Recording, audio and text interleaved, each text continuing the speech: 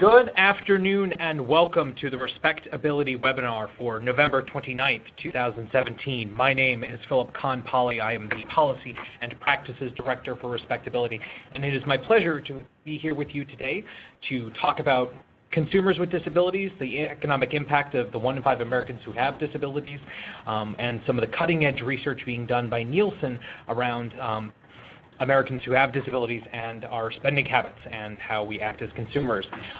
This is a really interesting topic that I came to by way of the U.S. Business Leadership Network's annual conference. I attended a session panel about authentic images and reaching diverse audiences, and I found that Nielsen had been doing some really interesting research around the economic impact of disability on households that have disability, people with a wide range of experiences. And as they say, more than 1 in 3 households has a member that identifies as being a person with a disability. And I loved what they wrote in their introduction to one of their reports, that disability spans across age, race, and gender, so there's reason to believe that consumers with disabilities should not differ from the general public. However, people with disabilities are not a homogeneous group, as each person has unique skills and abilities that impact their unique desires. And just as ethnic minorities are not one homogeneous group, the same applies to people with a range of disabilities. I have the pleasure of being on the webinar today with Kim Jackson from the Nielsen team, who's going to be walking through some slides. And Kim, take it away. Great, thanks, Philip. So I'm excited to be here today to talk about the information that Nielsen was able to pull together. Let's see, my system is stuck on the slides. I'm not able to move. But what I wanted to do is just kind of give you some background about myself, and then we can move into talking about the information that Nielsen's been able to pull together. So one of the things, and Virginia, I will ask if you can move the slide forward, as I'm unable to do that. We're on slide 4 now. It's the one with my name, Kim Jackson. I apologize. I'm not sure why it has frozen on me. But that We're on slide 3. Technical difficulties. That's the world we live in. Everything is technical. So I'll go ahead. So my name is Kim Jackson. I'm with Nielsen. I'm a senior program manager in our digital engineering group, and I manage programs for our digital products and platforms. I'm also the employee resource group leader for our ADEPT, which is Abled and Disabled Employees Partnering Together, Southeast region. I've been with Nielsen for 14 years. I do have experience with Lean Six Sigma, Scaled Agile, and ITIL. I have a Bachelor of Science in Management Organizational Leadership, and I am a mentor with Big Brother Big Sister School to Work program, and I volunteer with Suncoast Animal League. So I guess in a nutshell you could say I love people, pets, and process. So that is me.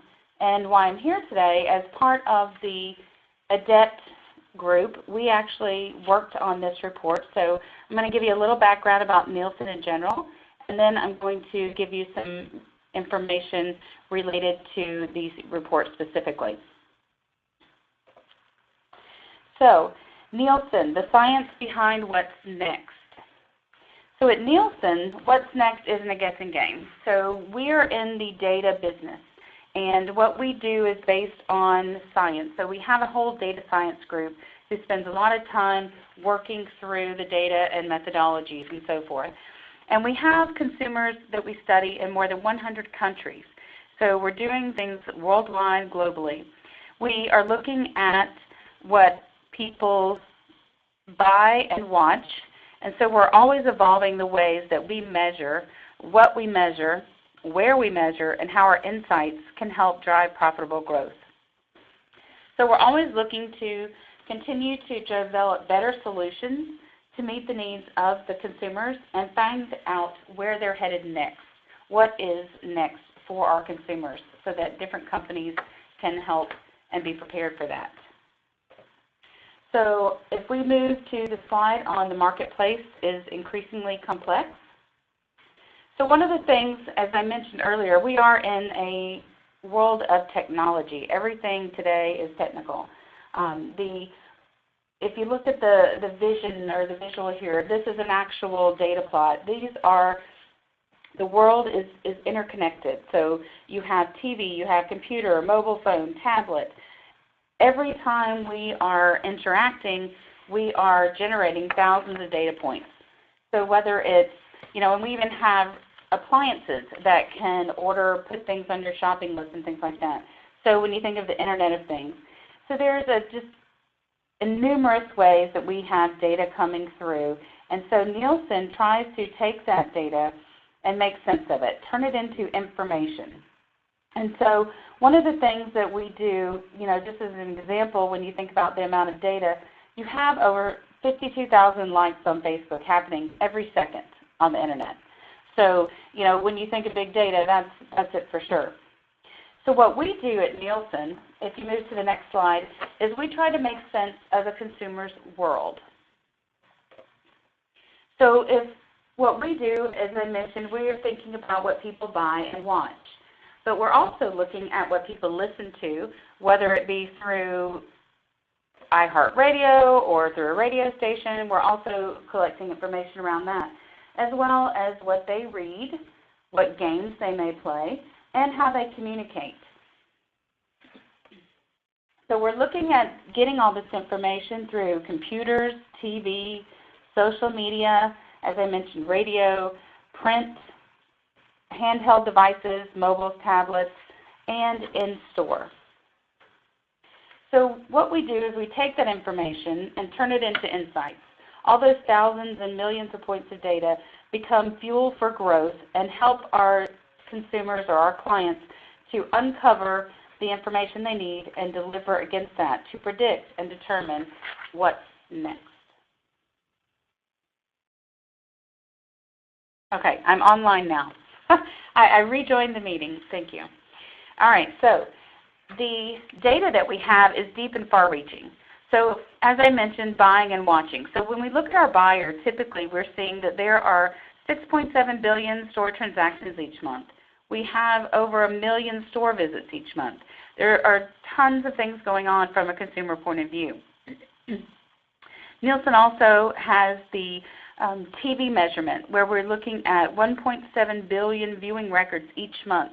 So whenever our household panels, whether it be for television or consumer, they're actually out there tracking what they're buying, tracking what they're watching, or whether it be on their mobile device or on a TV, and we're getting all that data together to provide information. Again, the mobile, we have over 7 million web events daily for mobile devices. So mobile measurement has been changing and will continue to change as people rely more on their mobile devices and less on computers from a personal perspective. Myself, I don't think I look at my computer at home anymore. I do everything on my phone or tablet. I just use my computer for work.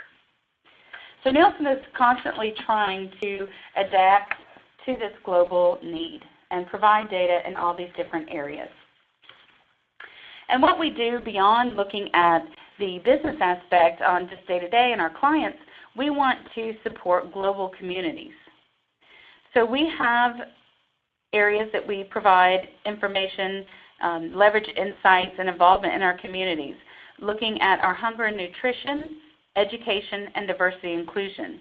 Our Nielsen Cares group actually drives this so that through skills-based volunteering and projects powered by our associates, we're able to drive information and insights in these areas and help our communities to be more impactful.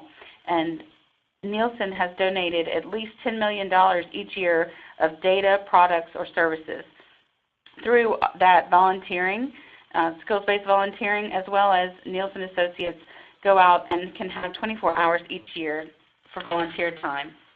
And the report that I'm going to talk about today actually came from volunteer effort through our ERGs.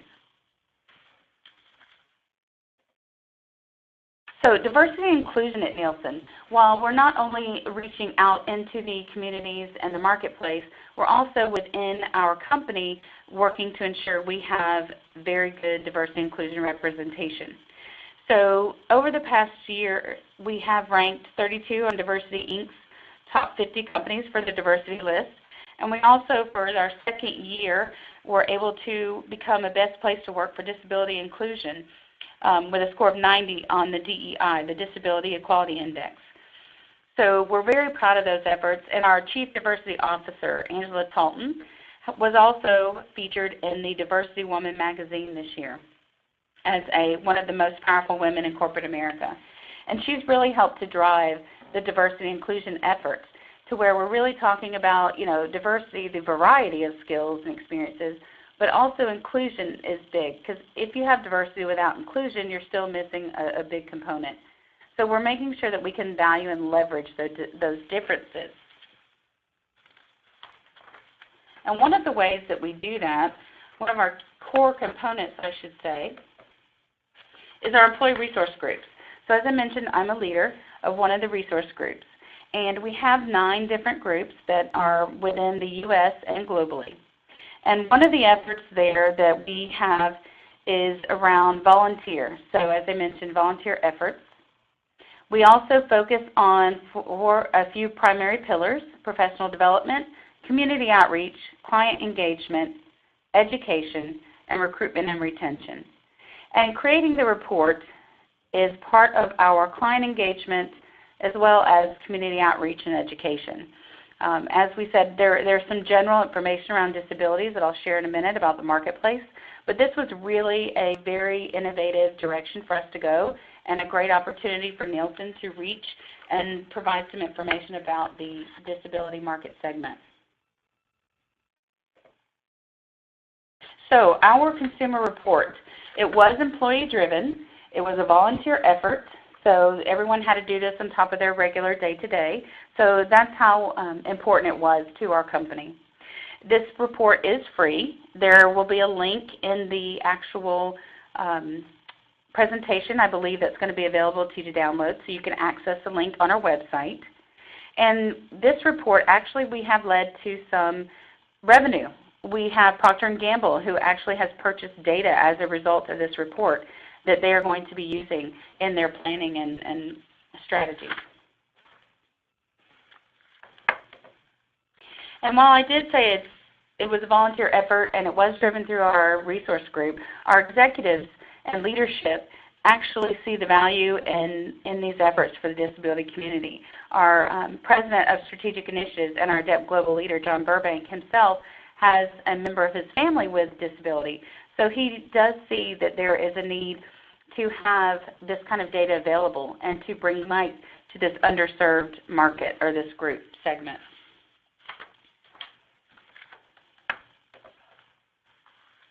And Philip shared some information at the beginning about the disability market in general. And just to give some more color to that, just to share some information here, you can see that consumers with disabilities represent a $1 billion market segment. So there's a lot of money out there that individuals or consumers have to spend. Including their families and friends, it represents a $1 trillion market. And when you think about that, and you look at the brand trust side, 92% of Americans, of the public, view companies that hire people with disabilities more favorably. So when you think about the amount of money that the consumers have to spend and the fact that they do favor companies that hire individuals with disability, there's a great connection there that the different companies can make to bring in more consumers based on their own brand image. Now in the middle, regarding the market segment, 19% of the U.S. population had a disability, according to the U.S. Census Bureau in 2010. Now of those people with disabilities, 78% were heads of households. So they're making the decisions around the shopping. And so this was a great opportunity for us to really bring some data to, around that area, as well as you can see 48% are principal shoppers. So even if they are not the head of household, they are maybe the principal shopper. So between those two numbers, it was really a great opportunity to go out and give some data. And then you can see that Americans with disabilities represent the 3rd largest market behind baby boomers and the mature market. That's a lot of people. And we need to, in the industry, whether it's what we're doing for programming or for retail and consuming, moving consumer goods and so forth, we need to take advantage of that and recognize the spending power that this market segment has.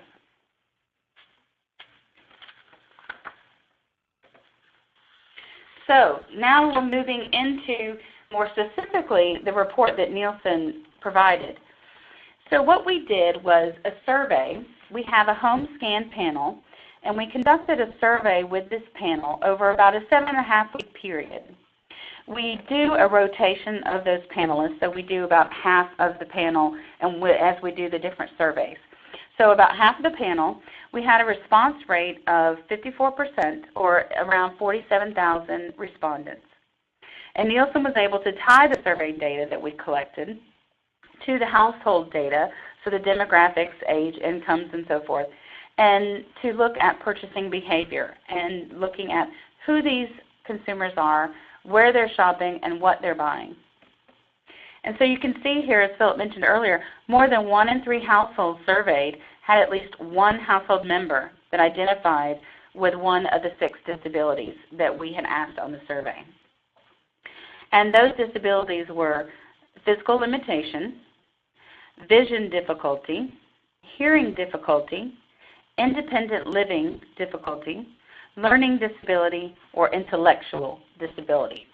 So these are the areas that we focused on with that question in the survey.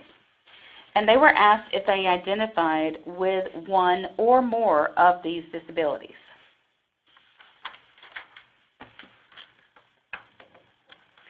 And what we discovered was that physical limitation is the most prominent.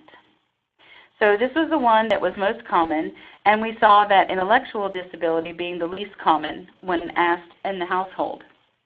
One thing to note as well is that surveys respondents were asked to indicate if they had, as I mentioned, more than one disability or identified with more than one, as well as if more than one member of the household identified with a disability.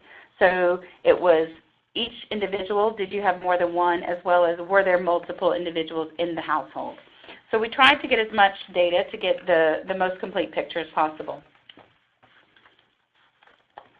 And as I mentioned, here physical limitation being the highest, you'll see a possible connection to something later in the slides as well, how that may come into play with where they shop.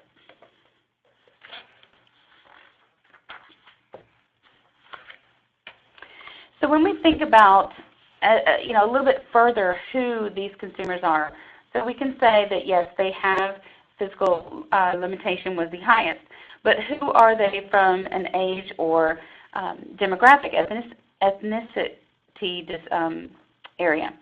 So one of the data that we did collect in the household had to do with the age groups. So if individuals had disabilities, what age groups do they fall into?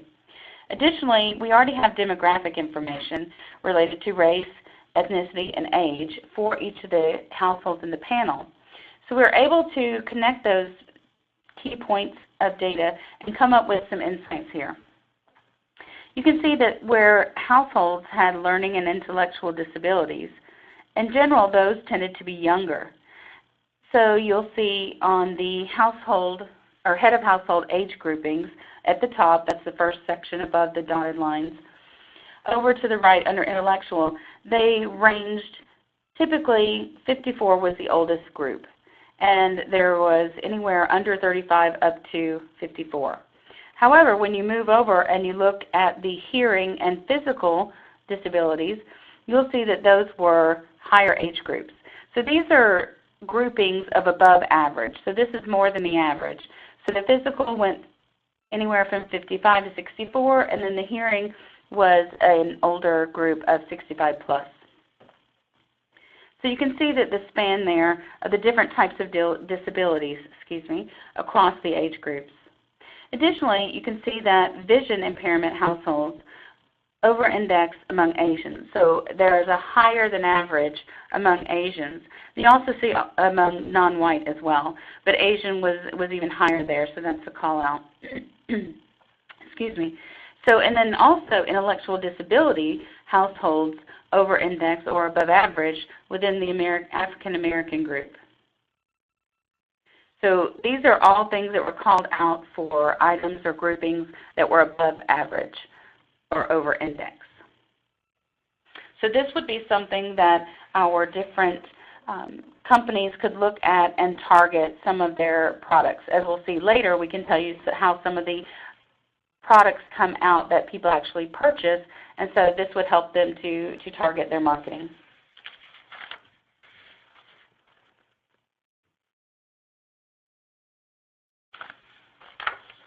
Another area or perspective regarding who this group of consumers are is that the demographic information in our household panel, as I mentioned, included income.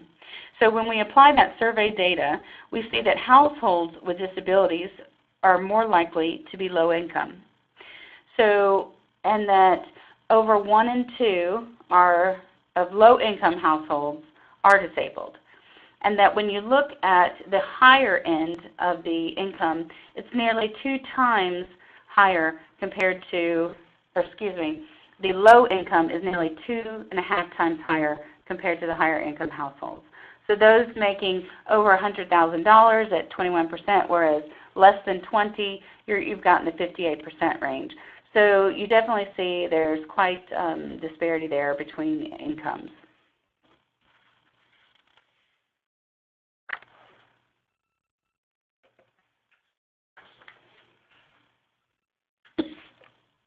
So as far as loyalty, so one of the things to think about is that consumers with disabilities actually spend more per trip and shop more often.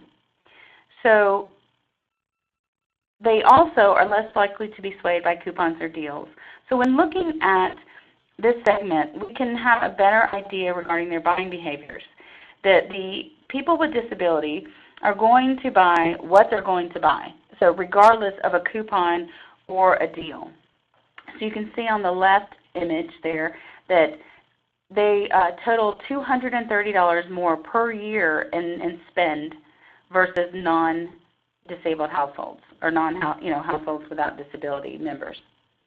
So they average 5 more trips per year and spend over $1 more per trip. So they are not, and on the right you'll see, they're not hunting for coupons. These individuals are not hunting for deals. They're going to buy what they want to buy, and they're not going to be swayed that if this store has this or this particular brand, they're going to get what they want to purchase. And you can see for both of those, it's more than a 10% on this. So 89 being those with households with disabilities, whereas the gap here is for households without disabilities. That's the comparison.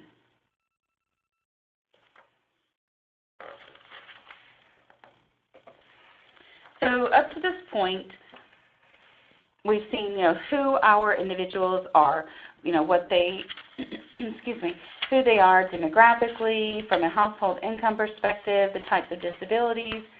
And now when we consider where they're shopping, and we look at, on the previous slide, we said that they shop more frequently, they spend more money, and this market also is not swayed by coupons or deals. Now we can see where they shop, and it's not really surprising. So when you look at this chart, you see all the way to the right with the lowest amount, the warehouse clubs. Well, warehouse clubs, are known for their deals on bulk options. So they also require a certain level of mobility to shop there with larger packages, there's no shopping bags, and so forth. So that it's not surprising to see that is way down at the lower end. And I hadn't thought of it before to one of our adept leaders, Megan, who's a power chair user, was describing her shopping experience and indicating, I wouldn't shop there because I have limitations. It doesn't make sense for me. But it does make more sense that our largest segments of consumers here is having physical limitations and that they would not prefer to shop in a store like that, but that shopping in smaller stores would be preferable. So when we see here the highest being convenience, gas, or dollar stores, we see that these individuals are looking for something that is, consistent, smaller stores, easier to get in and out of, and more convenient packaging. So it's not about having to go more often, because we see that consumers with disabilities prefer to shop more often, but it's that they want something that's going to be most beneficial to their shopping experience. And as we see, over there, the warehouse club and even some of the big pet stores and things like that are not necessarily conducive to a great shopping experience.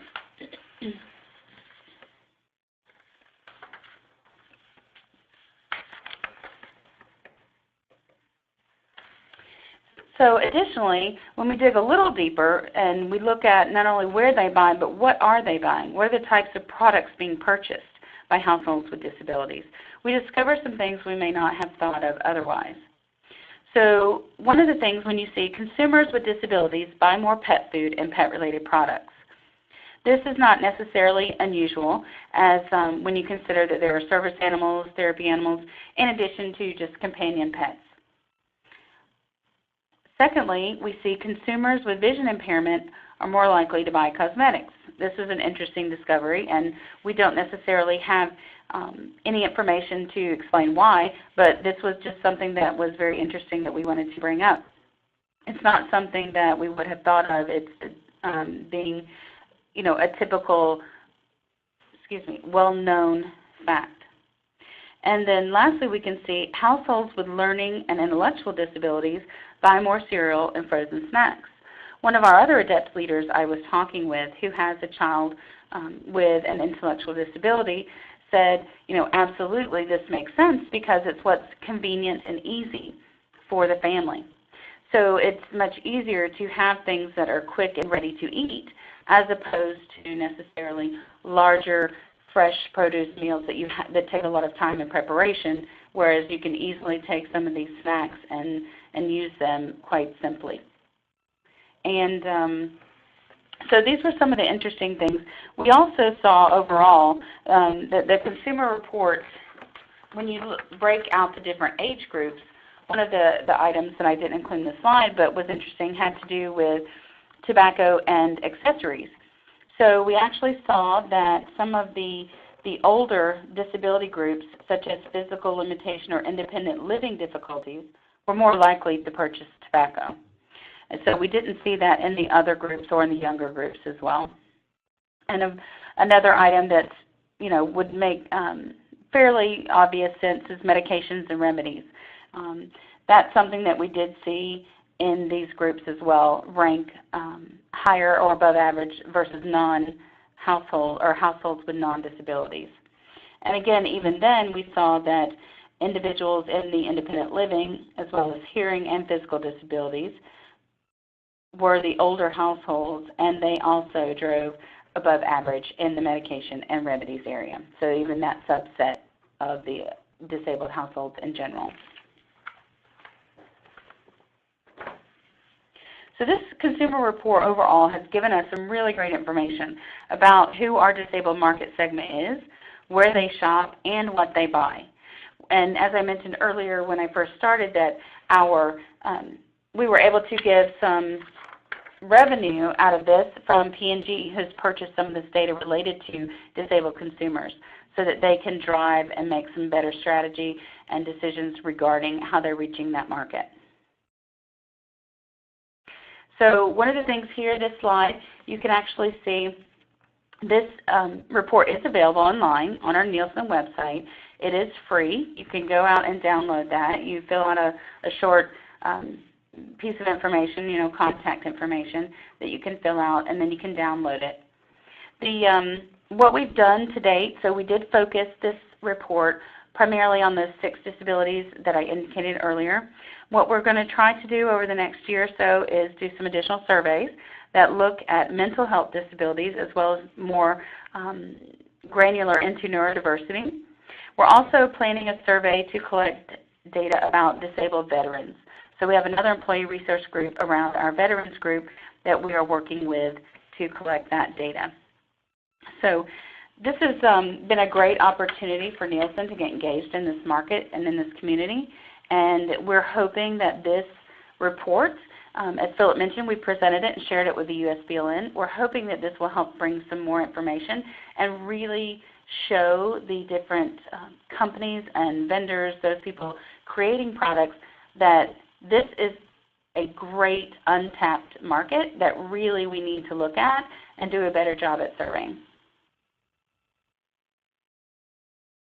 So that is the run-through that I have, but I think we might have a couple questions.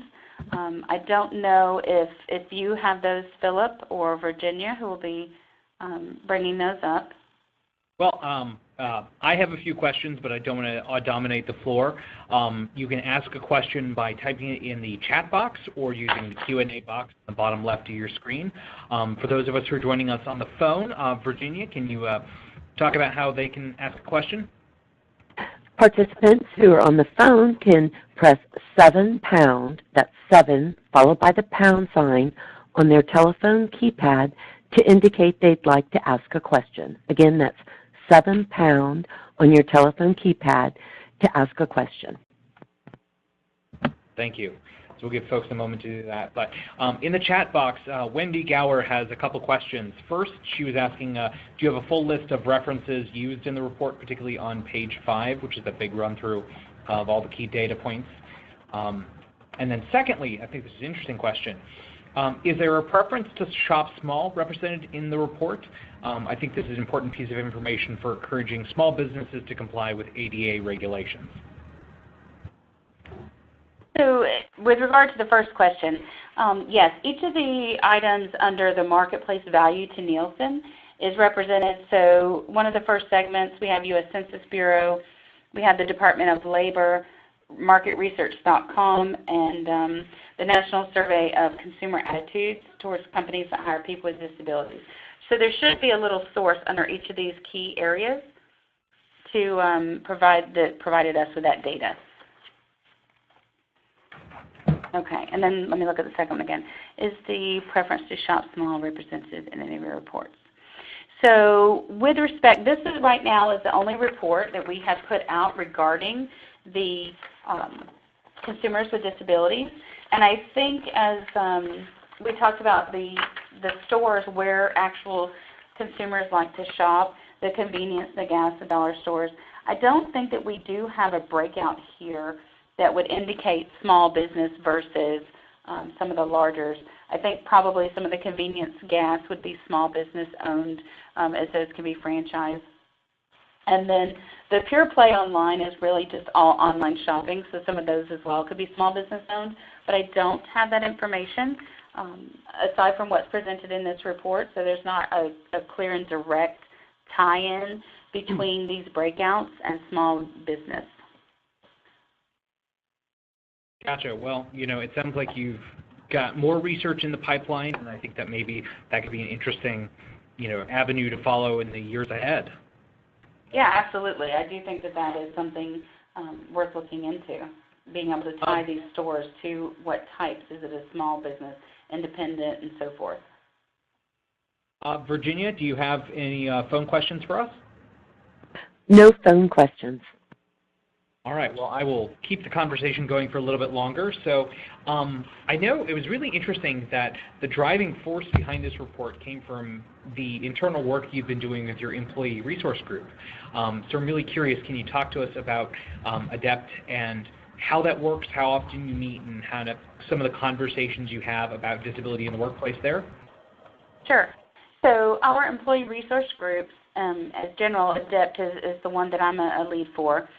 So we have across our organization in the U.S. as well as globally, we're just starting to add a few. We added an ADEPT region in Mexico. We've got one in Europe, and we have some interest now in the Netherlands. But they're employee-driven when everyone joins of their own accord. So we recruit in that, you know, hey, join us. This is great. We want to educate and share and bring information forward. But it is volunteer. Being a leader is volunteer. You do have to go through an interview with executives to make sure that they feel this is someone who is, you know, going to really be behind this, whether it's a passion for the particular cause or affinity or not. When I first joined, I said to my co-lead, Diane, I really don't know anything about disability, but I want to learn. So I was looking at a leadership opportunity as well. And, you know, since I've joined, I've been doing this for now, it's my third year. It's been an amazing adventure for me, a journey, and I've learned a whole lot. But you know, we meet actually, we try to have a regular member meeting quarterly. And then throughout the year, we have different events. So one of the things we've done, and this, our big month is October because of National Disability Employment Awareness Month. So we actually just finished off several things. We had a mental health panel. So we brought in one person who is a small business owner, and she does something called consciously coping. We also brought in a healthcare worker from a local hospital to come in and talk about mental health. And we did an event about that and included it as a webcast as well. We also bring in a local community, Harborside Gallery. They bring in all of their work. Artwork is done by the individuals with intellectual disabilities. So we bring them in and do a gallery and a sale. So we do a lot of that, as well as a lot of education and awareness. We've done things in the past with our SERVE group, which is our veterans. So we do events related to PTSD. So we did post-traumatic stress with that group. We also have done profiles. One of the things that I think we encounter, and we're still working on, as I think a lot of groups do, there's a certain stigma, there's education, there's a lot that you need to do to make people feel more comfortable talking about disability. So we did profiles on different individuals and posted those up around our campus and shared them online, you know, to say, hey, did you know this individual had a disability? And despite their disability, look at what they've done. You know, and you know, one of the things we're trying to communicate is almost to get away from saying disabled and it's more differently abled, because dis has a negative connotation. And our group is really about trying to make our work environment inclusive and looking at the ways that we can make sure people with disabilities are included. We're also starting to kick off, hopefully in the new year, an internship program for individuals with disabilities. We're working with the Able Trust and the Florida Chamber Foundation so that we can try and get at least 2 internship programs opened for next year. Wow. Very interesting stuff. I was going to say, I think it speaks fundamentally to the value and the impact that getting the right people in the right jobs can bring. Virginia, do we have any phone questions? No phone questions. Gotcha. Well, we have a couple more chat box questions before I get to it. So Rochelle is asking about, glad to hear about your work with veterans, PTSD, and mental health. Are you reaching out to other groups, i.e. parents who have experienced PTS? Yes, so within our organization, while we partnered with the SERVE group to put that information out there and to draw the awareness, we actually open it up and make it something that it is available to everyone. So while we may have had some specific veteran materials, we also do have information that is available as well to non-veterans. And we also look at caregivers as well. So one of the things we have, one of our benefits has to do with support for caregivers, whether it's elder care or children with disabilities and things like that. So we did, you know, make sure that we do include, because you don't have, you know, a lot of PTSD survivors are not related to a veteran or military service. So we do make sure that we try to cover the bases. It just happened that our military veteran group helped us to put on the event and bring out the awareness material. Gotcha. I was going to say, I was just at an event with Carol Glazer, the president over at the National Organization on Disability, and she talked about how her own experiences with trauma really inform the work she does, and they work on the Diversity, Inc. Ranking of companies. Next, we have a question from Jared Lockhart. Are there any stats on the breakdown of types of disability represented at your employee resource group, i.e. people with invisible disabilities, sensory, psychological, emotional, or physical? So one of the things about disability, and especially even invisible disabilities, is people often don't want to disclose that.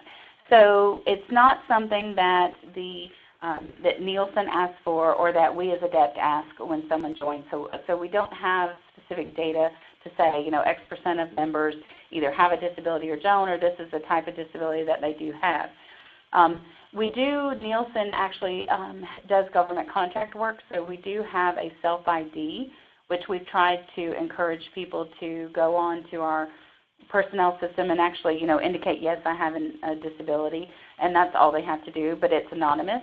One of the things, as I said earlier, kind of the stigma, we try not to bring that up. It's up to the individual to let someone know if they have a disability, rather than us saying, hey, Kim's got a disability over here, guys, which I actually happen to have an invisible disability.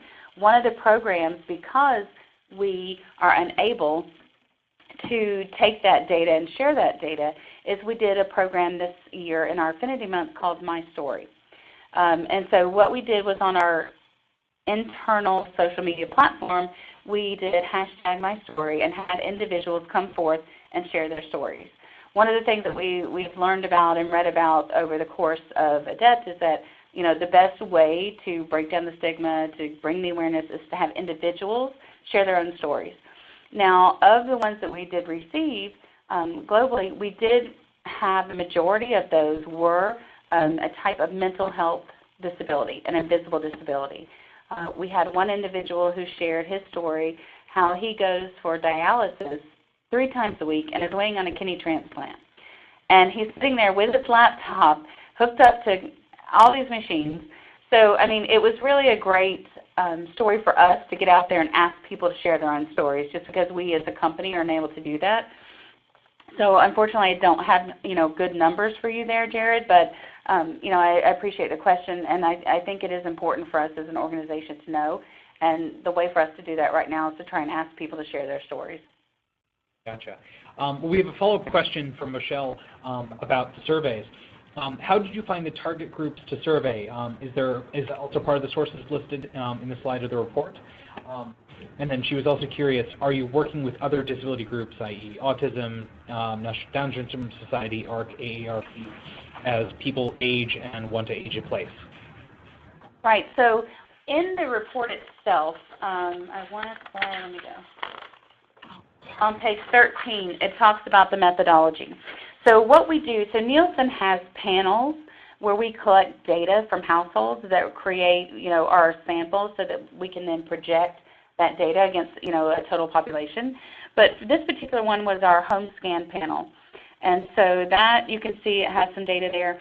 The sample that we surveyed was 86,000 individual or panelists. Those are households. And then what we got back being the almost 47,000. So that is in the page 13 of the report. So hopefully that will help kind of, what our group was. Now I don't have of this panel, it's not included in this report, but what that is made up from a demo or household income information. So I can't provide that information, but hopefully this will answer that question for you, Rochelle. The second part, about are we working with different organizations?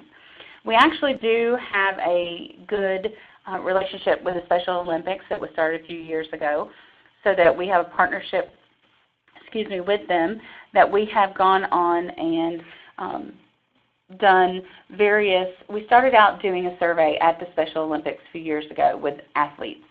And so we do data collection there. We're working through that. We're trying to actually create a partnership. They're going to have the National Wheelchair Games next summer here in Orlando. I say here. I'm in Tampa, about an hour and a half away. So we're trying to work out something with them so that we can work with that group to do a data collection as part of our Nielsen Cares and community outreach and skills volunteering. So we're working on that. Aside from that, I can't think of a specific partnership.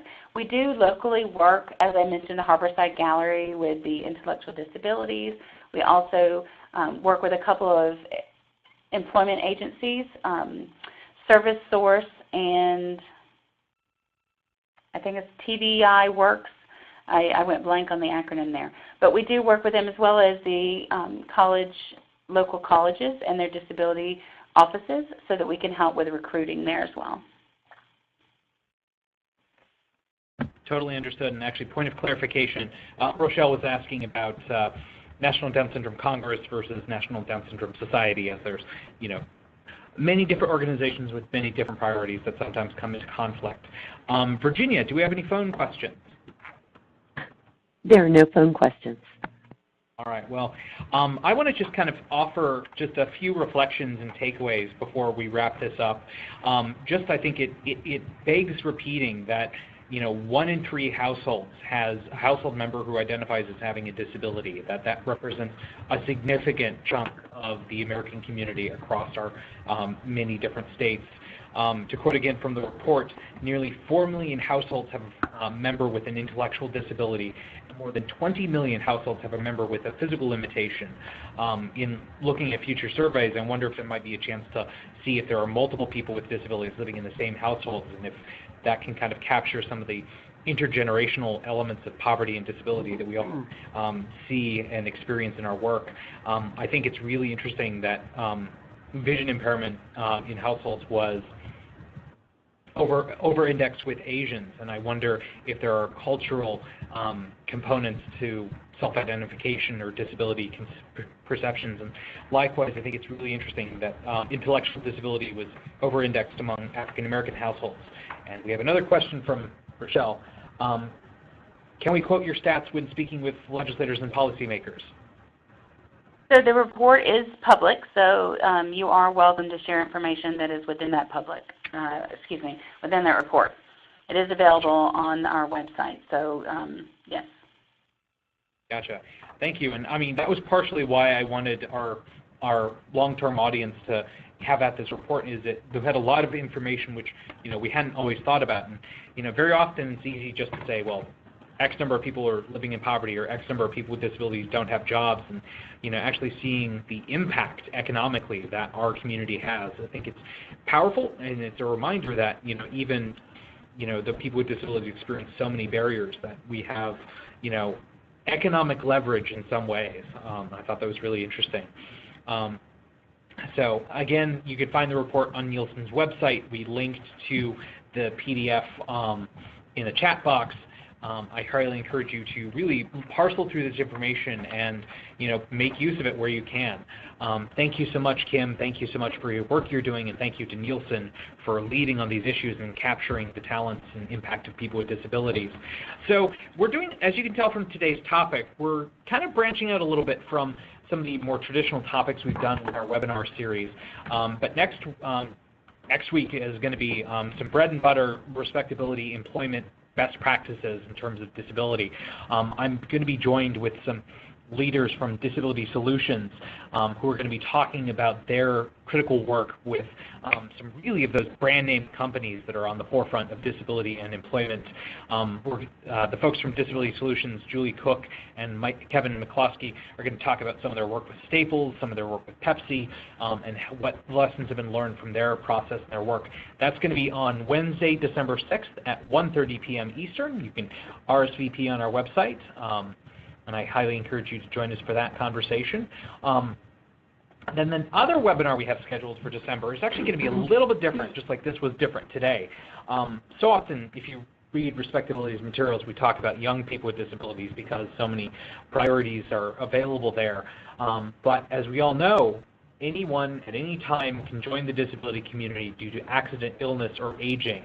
And so the question of return to work or stay-at-work strategies is always very important. And just recently, the Department of Labor put out an RFP about strategies to keep people in the workplace after they acquire a disability. And so to kind of speak to that, I'm actually going to be speaking with a medical expert who has spent their life and their career working on that gap when people acquire a disability or experience illness.